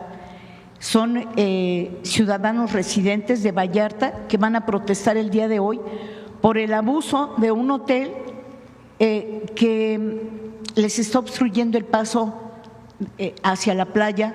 Están tratando de que, casi son todos de la tercera edad, tanto mexicanos como estadounidenses, mexicanos que se fueron a trabajar y hoy regresan a descansar a su país. Y quisiera que en este caso muy en particular también nos ayudaran, sí, Presidenta. Y finalmente tengo un asunto muy pendiente que traje desde la época del presidente Andrés Manuel López Obrador, es el caso Mismaloya. Están muy voraces por la tierra, quieren desalojar a Mismaloya, se ha llegado a un proceso en el que estábamos a punto de salir gracias a la intervención del entonces presidente Andrés Manuel, de un joven que trabajaba en Gobernación, Fernando Pulido Kim, que encontró el acta de defunción y con eso impidió un fraude procesal. Pero han cambiado las cosas, el joven que nos asignaron recientemente murió, Javier Velázquez, y tenemos un caso que la verdad tiene tiempo y se requiere nada más voluntad y decisión ya. Sabemos que hay muchos problemas, pero que ojalá también nos pudieran atender en este sentido. Sí, cómo no. Ella a través de Adriana, tanto con Semarnat como con Gobernación. Muy bien. Y finalmente, pues maestros también de Jalisco le mandan maestras, que sí son maestras, les mandaron unas misivas para usted, para que las puedan leer y aquí se las dejo. Muchas gracias. Muchas gracias. Gracias. Disculpe. A ver, acá. Gracias, Presidenta. Buen día. Óscar Zamudio para Saga Sin del Estado de Hidalgo. Ayer presentaba usted los pronósticos de participación ciudadana para la elección del 1 de junio, los cuales parecen más bien positivos. Saber si el gobierno está prevenido en el caso de que los maestros del CENTE quisieran sabotear algunas de las esperemos casillas. Que no. Y de todas maneras, pues nosotros no vamos a reprimir, también eso es importante. Ayer ellos comentaron que no quieren boicotear la elección, pues espero que sea así realmente. También nos han preguntado, Presidenta, que el domingo, como no va a haber esta vez PREP o esos resultados preliminares, saber cómo y cuándo se van a publicar los resultados de esa elección. Pues eso lo tiene que contestar el INE. Hasta ahora lo que han informado, a diferencia de las elecciones normales, bueno, para presidentes municipales, legisladores, digamos, la elección para el Poder Ejecutivo o Legislativo, sea estatal o sea federal, en la casilla se hace el conteo. O sea, se cierra la casilla, ya no hay personas en la fila para votar, se cierra la casilla y ahí se sacan las boletas, se anulan las que no se utilizaron y empieza el conteo de por qué partido se votó en cada uno de los puestos de elección popular. En este caso, el conteo se va a hacer en los distritales, en los consejos distritales. Se va a hacer un conteo de cuántas personas votaron y después la urna se va a llevar al consejo distrital y en el consejo distrital se va a hacer el conteo. De acuerdo con lo que ha dicho el INE, van a ser determinado número de horas para ese conteo. Van a iniciar con ministros y ministras de la Corte y después otros cargos de elección popular. Ellos tienen que decir, de acuerdo a los tiempos de lectura y apuntes, hay observadores, en estos casos observadores independientes, que van a estar revisando cuánto tiempo para poder dar todos los resultados, incluidos los locales. Hasta donde no va a ser al día siguiente todo, sino que cada día van a estar dando distintos resultados. Es lo que ha informado el INE. Y todo se hace en una urna. A diferencia de las elecciones al Poder Ejecutivo Legislativo, si se acuerdan, uno vota y después para presidente pone uno en una urna, para diputado federal pone en otra urna, para senador pone en otra urna. Ahora no. todas se van a poner en una sola urna. Entonces en la casilla pues van a ver cuánta gente votó y después ya en el distrital van a hacer el conteo, es distinto. Entonces quien tiene que informar a la ciudadanía cuándo se van a dar a conocer los resultados, pues es el Instituto Nacional Electoral. De acuerdo, Presidenta. En otro sentido, han estado llegando inversiones internacionales a México. El día de ayer el gobernador Julio Menchaca de Hidalgo anunció una inversión histórica en nuestro estado de 117,000 millones de pesos. Es uno de los polos del bienestar, además, en el estado de Hidalgo. En este sentido y en el tema de salud, ¿está considerado entonces algún hospital metropolitano? Había por ahí un proyecto en la región de Tizayuca que pueda atender entonces a todo este desarrollo. Por eso se llaman polos de bienestar. El objetivo es que allí donde van a estar los empleos, pues cerca viva la gente y cerca tengan todos los servicios necesarios. Entonces, salió la publicación de los polos de bienestar que anunciamos el pasado jueves y el concurso de quién va a participar en esos polos, que son 14 primeros, sale en este mismo mes para que ya pues se inscriban. Y en el caso de Hidalgo, en efecto, él me ha estado comentando pues muchas inversiones que están llegando al estado de Hidalgo y ya estaríamos trabajando, si es que es necesario, algún hospital, escuela adicional. Incluso lo que queremos es que haya centros de investigación ahí donde están los polos de bienestar. Reportaban en la región de Tizayuca y sobre todo en el municipio la falta de, no es suficiente la atención en términos de salud, de ahí mi pregunta. Y por otro lado, Presidenta, en un tema de deporte, también en el estado de Hidalgo, en el Mundial de Clubes 2025, los Tuzos del Pachuca es el único equipo que estará participando. Saber si la CONADE tiene previsto o tiene alguna estrategia. ¿Cuál? Otra vez, perdón. El Mundial de Clubes 2025, los Tuzos del Pachuca son el único equipo mexicano. Toluca, por cierto.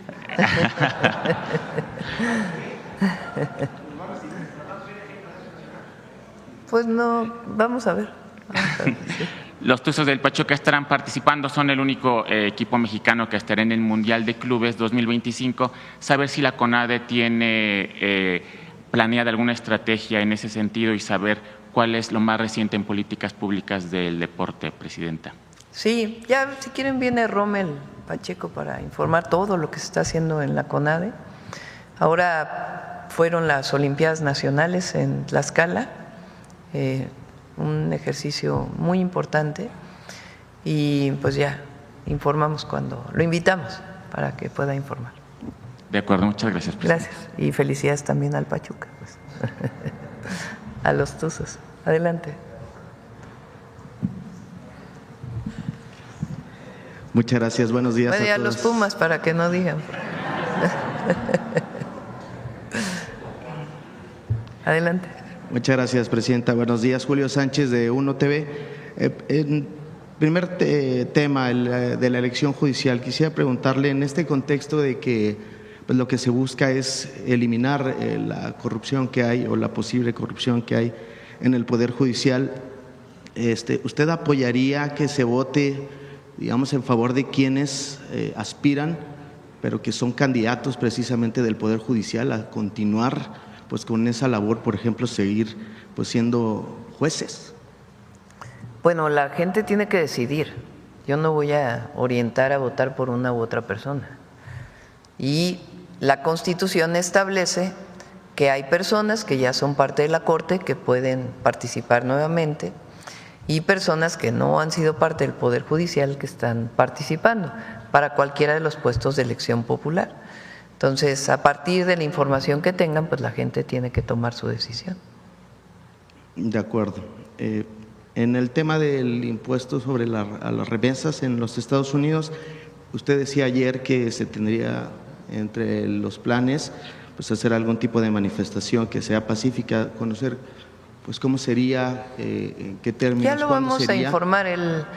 La próxima semana se va también un equipo grande, tanto de senadores, senadoras como del Gobierno de México, a hablar con senadores republicanos, también con paisanos y paisanas que están en Estados Unidos y ya pues pasando, si quieren, la elección al Poder Judicial, hablamos de ese tema también.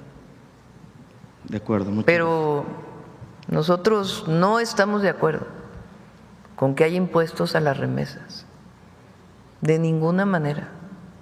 Entonces, vamos a hacer todo nuestro trabajo en el marco de las leyes de Estados Unidos y de México para que sepan todos los senadores y senadoras pues que es algo que no le beneficia ni a Estados Unidos ni a México. De acuerdo.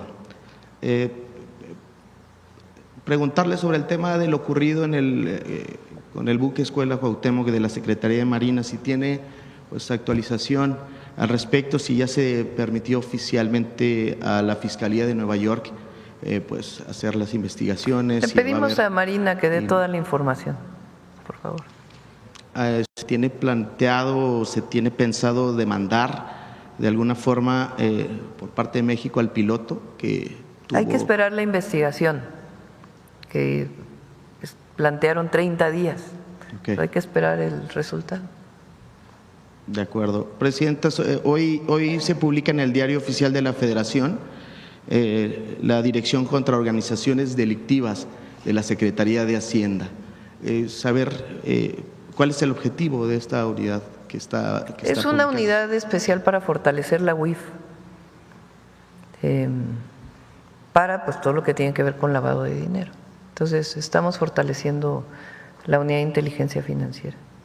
¿Y cuáles serían, digamos, sus alcances con esta? O sea, pues tener más capacidad de investigación e inteligencia para investigar el lavado de dinero. Entiendo. Presidenta, por último, y muchas gracias, el tema de la CENTE. Ayer los maestros decían que usted les prometió en campaña que que se podía derogar esta ley, incluso esta reforma, incluso ponían en los megáfonos pues un fragmento de usted en la campaña. Ayer nos referimos a eso, ayer lo comenté aquí. El Fondo de Pensiones para el Bienestar, que ayer explicaron muy bien Mario Delgado y Martí Batres, es equivalente, incluso mejor, en términos del monto de la pensión para las personas que están en cuentas individuales que derogar la ley del ISSSTE del 2007. Eso es algo que previno el presidente López Obrador, que por cierto andan diciendo que no tiene recursos el Fondo de Pensiones para el Bienestar. Sí tiene recursos y está muy claro en la ley cómo se alimenta de estos recursos. Entonces, una persona que se iba a retirar, si ganaba 16,000 pesos, con 4,000 pesos, hoy se va a retirar con los 16,000 pesos. Esa decisión y ese fondo solidario pues es equivalente en términos del monto de la pensión a lo que era la ley anterior, incluso es mejor.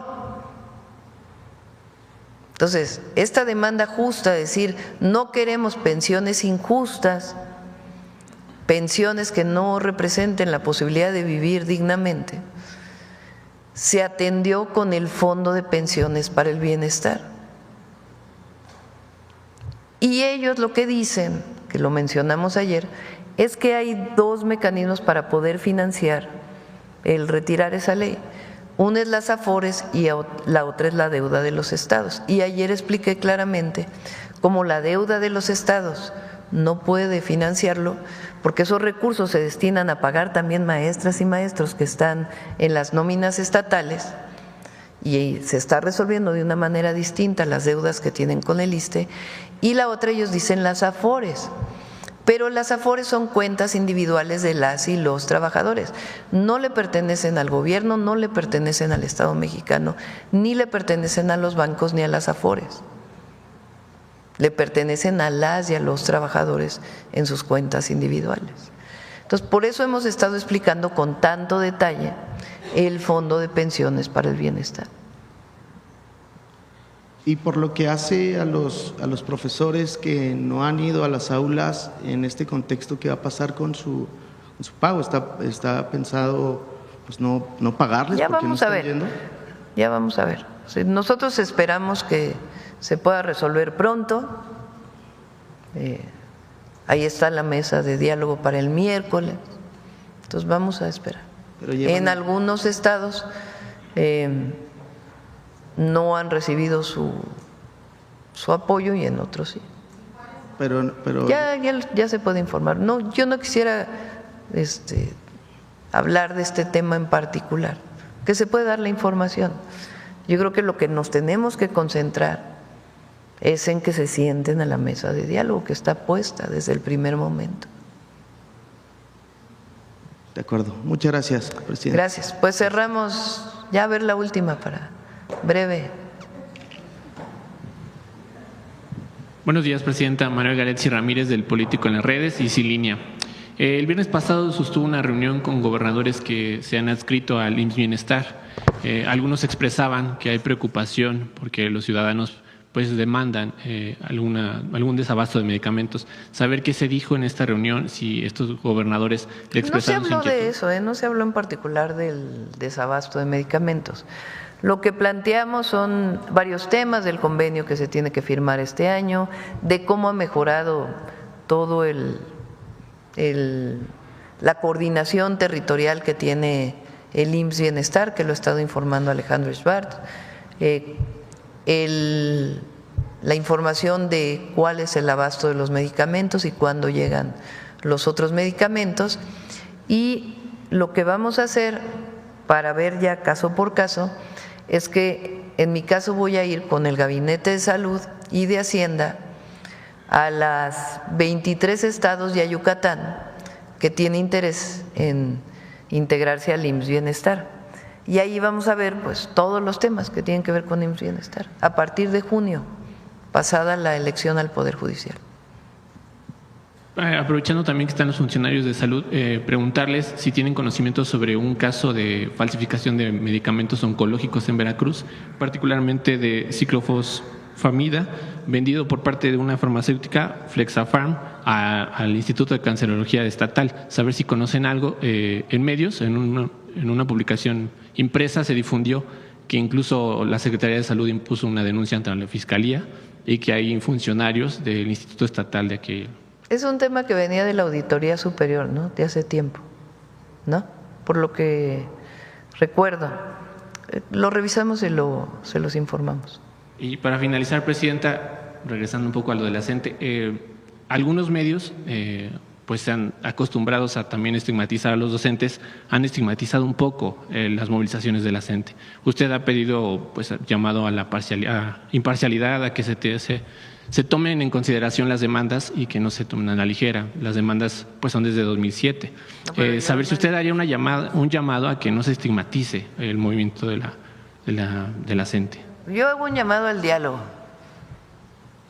a la CENTE, a que tiene la oportunidad de sentarse el miércoles con la secretaria de Gobernación, el secretario de Educación Pública, el director del ISSSTE, la Secretaría de Hacienda, para avanzar.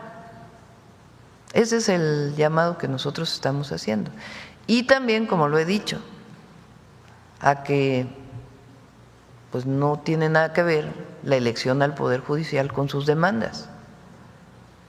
Ese es el llamado. Ha pedido al secretario de Educación y a la secretaria de Gobernación que acelere las mesas de negociaciones, además del miércoles, para que se resuelva. Bueno, está abierta desde todos los días. Pero la petición es que se resuelva. Todos los días ha estado abierta la mesa de diálogo. Ayer lo que se hizo fue enviar un oficio para que no quede la menor duda de a qué horas y en qué lugar se está proponiendo la mesa de diálogo. No, con el secretario de Educación Pública, la secretaria de Gobernación, el equipo de la Secretaría de Hacienda y el director del ISSSTE.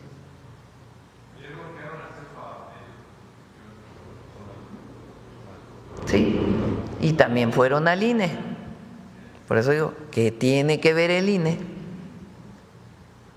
con su solicitud? Y ya por último, Presidenta, ha trascendido en algunos medios impresos que el gobernador han tenido pláticas con el gobernador de Oaxaca porque hay un supuesto impulso a esta movilización. ¿Lo afirmaría o desmentiría? No, el gobernador de Oaxaca nos ha estado apoyando para poder, pues en particular con la sección 22, pues ver un esquema en donde pueda, junto con toda la coordinadora, sentarse a dialogar. Bueno, gracias. Cerramos el día de hoy. Buenos días. Adiós.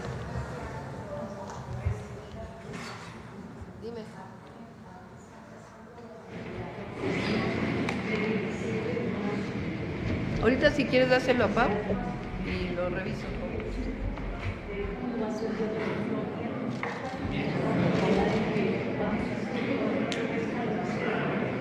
Ah, sí, el día del medio ambiente ya.